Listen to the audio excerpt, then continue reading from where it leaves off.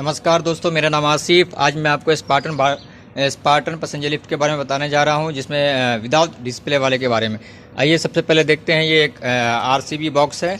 RCB box में आपका ये लगा हुआ एक आरसीबी है, एक कॉन्ट्रैक्टर है, छोटा सा ट्रांसफार्मर है।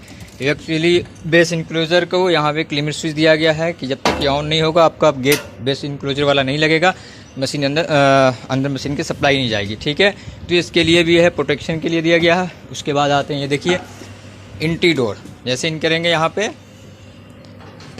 तो 2 लिमिट स्विच लगा हुआ है। एंटी डोर मैकेनिकल लॉक है और ये एक सोलेनोइड वाला है। ठीक है, अब आते हैं इसमें, देखिए क्या क्या है। ये एग्जिट डोर है।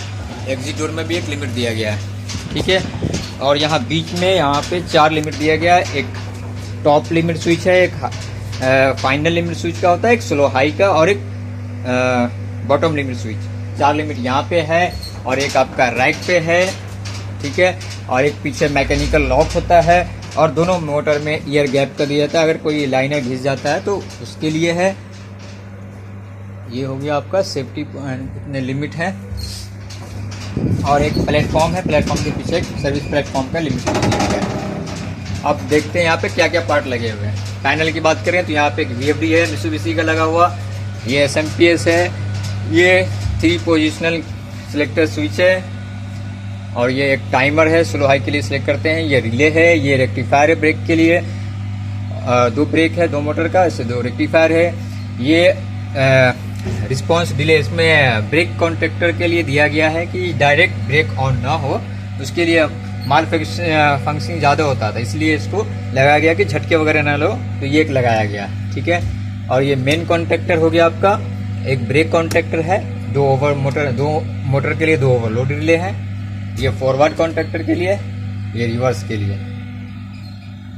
ये मेन पावर सप्लाई हो गया, ये एक मोटर, ये दूसरा मोटर, ये रेजिस्टेंस बॉक्स हो गया।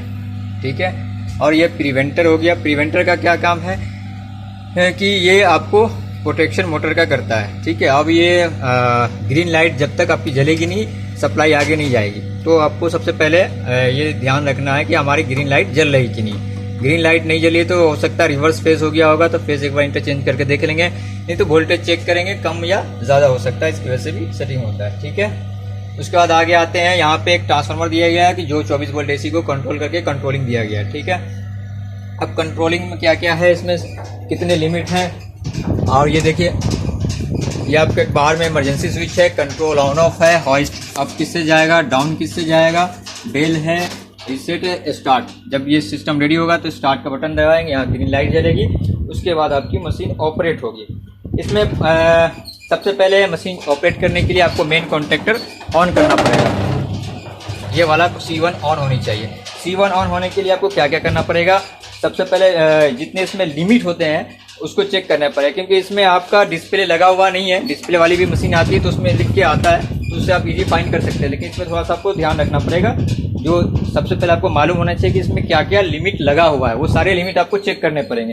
तो मेन कॉन्ट्रैक्टर के लिए आपको लिमिट चेक करने पड़ेंगे। आपको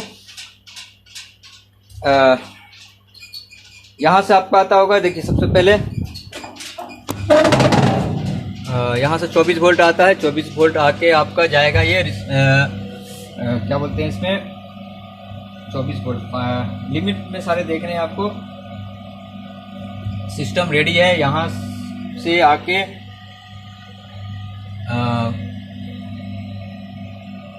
KIF1 इसमें देखना है आपको। ये जो कॉन्ट्रैक्टर फर्स्ट, कॉन्ट्रैक्टर सेकेंड के यहाँ से NC होते हुए उसके बाद आपका ये जाता है final limit switch, rack mechanical lock, main door, rack search limit switch, ये आपको चेक करने हैं। ये सारे जब ओके होंगे तो तब आपका ये सिस्टम रेडी का इंडिकेशन आएगा, और मेन कॉन्ट्रैक्टर तभी मेन कॉन्ट्रैक्टर ऑन होगा।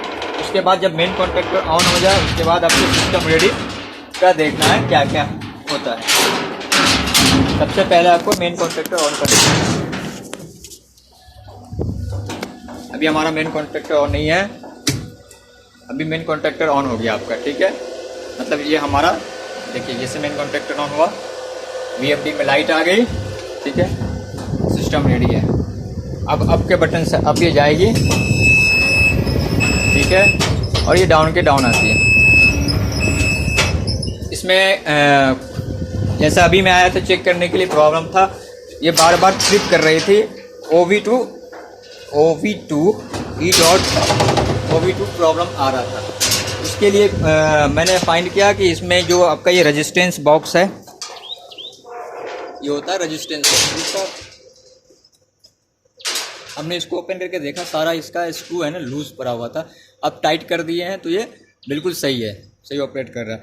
तो डाउन आने में अगर आपको प्रॉब्लम हो रहा है तो सबसे पहले आप रेजिस्टेंस बॉक्स को ही चेक करेंगे, इनके वायर को चेक करेंगे, कहीं शॉर्ट तो नहीं हो रहा है या कोई लूज वगैरह ना हो। ये पूरा प्रॉपर टाइट होना चाहिए और सेपरेट होना चाहिए, ठीक है। और कभी कभी मशीन ज़्यादा नीचे चली जाती है, उस टाइम पे ऊपर नहीं आता रहता है, तो यहाँ पे देखिए एक दिया हुआ है final limit switch. Final limit switch का चाबी बाईपास पे करके मशीन थोड़ा ऊपर ले लेंगे, फिर इसको एज इट इज जैसे है ऑन पे कर देंगे, ठीक है।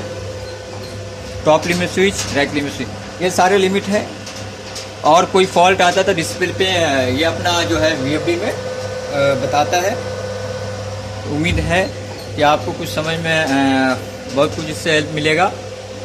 नेक्स्ट टाइम मैं आपको एक जो स्पार्टन का डिस्प्ले वाला पैसेंजर लिफ्ट है उसके बारे में बताऊंगा, ठीक है। थैंक यू दोस्त।